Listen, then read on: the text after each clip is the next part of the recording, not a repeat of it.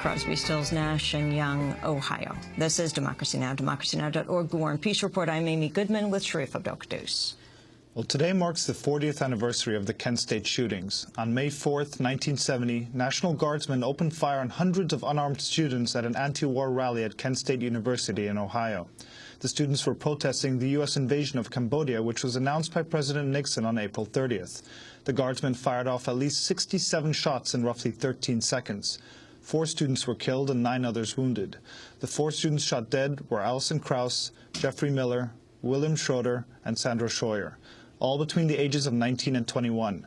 To this day, no one's been held accountable for what happened.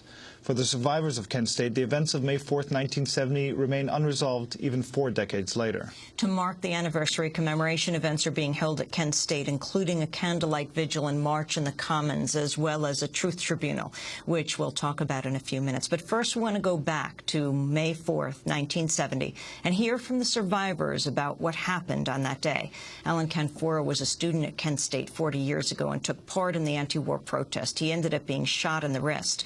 Last year, I spoke with Alan Canfora as he took me around the campus. I asked him what happened. My name is Alan Canfora. I was a member of the Kent State Students for a Democratic Society in 1968-69. 40 years ago, we raised hell on this campus. We planted the seeds of revolt, which blossomed a year later when 4 days of protest culminated with the shootings by the National Guard. Only bullets could silence our voices here at Kent State in 1970. What did you do? Well, we protested vigorously for 4 days, including turmoil in downtown Kent, where 43 bank windows were broken. On Friday night, May 1st, Saturday night, the ROTC building was burned to the ground. That brought in 1,200 National Guardsmen. And on Monday, May 4th, they attacked a peaceful gathering of students. About 300 of us gathered on the Commons. And they fired tear gas. They chased us over a hill. And they marched back up the hill. And at the peak of the hilltop is where there was a verbal command to fire. One guard officer shouted, "Right here, get set, point, fire." And they fired 67 gunshots down the hill. They killed 4 students and they wounded 9, including me. I got shot through my right wrist, 225 feet away. And explain what you saw when you were standing there. Well, I saw the guardsmen reach the hilltop, and we expected that they were just retreating. It looked like they were going away back over the hill where they had come from. But suddenly, at the hilltop, out of 76 guardsmen, only about a dozen from Troop G stopped, turned, they began to fire. They continued to fire for 13 seconds. The closest student was 60 feet away. He was wounded. Another student 90 feet away was wounded. I was near the bottom of the hill with my roommate. We were both shot and injured. And then behind us in the parking lot is where all of the 4 students were killed at distances of between 265 and 400 feet. So it was nothing but a slaughter. They fired into the distant parking lot because that's where the most radical and vocal students were gathered. And were you shot first? I think I was. I think I was the first student shot. I was waving a black flag of protest that day. I carried that black flag as a symbol of my despair, my anger, because only 10 days earlier I attended my friend's funeral. He was killed in Vietnam at age 19.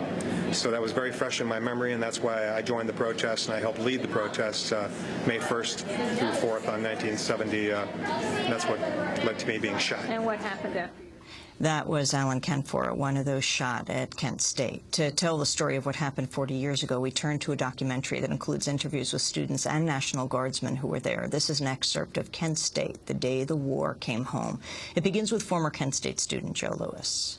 Suddenly, and without any warning, several of them in the lead wheeled and leveled their rifles back towards my direction. I took it to be a threatening gesture, and so being 18 and foolish, I gestured back at them by raising the middle finger of my right hand. And at this point, it's like a film playing in slow motion for me. I heard the word fire. I believe that that was a situation of hold your fire, do not fire. At that point, the guardsman on my right fired his weapon.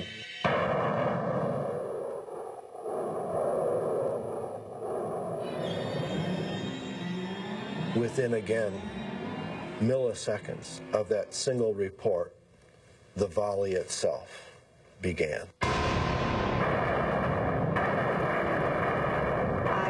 started screaming, "They're shooting their guns, they're shooting their guns."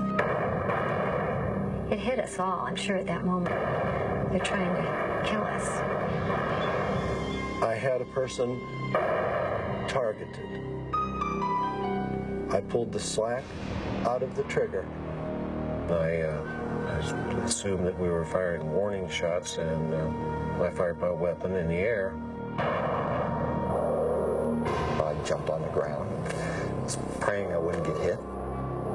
Hundreds of people were falling on the ground. And I believe that many of them were being hit. There was one tree near me, which was right in the line of fire. And as I got behind the tree at the last second before my arm reached the safety of the tree, that's when I was hit. Next thing I know, I got hit just below the shoulder blade in the back, on the left side. That person that I had targeted was standing in front of me yelling, "Shoot me, mother, shoot me." Everybody else is running away, and there's this one male coming towards us. His right hand was in the upward position, giving an obscene gesture, and his left hand was somewhat behind his back. My mind was racing. My mind was telling me that this is wrong, that this is not right. I was giving an obscene gesture for the first time that day, but I wasn't screaming, and I wasn't moving. This is not right. This is not right. This is not right. At that point, I felt that I was in jeopardy, and I fired on the individual.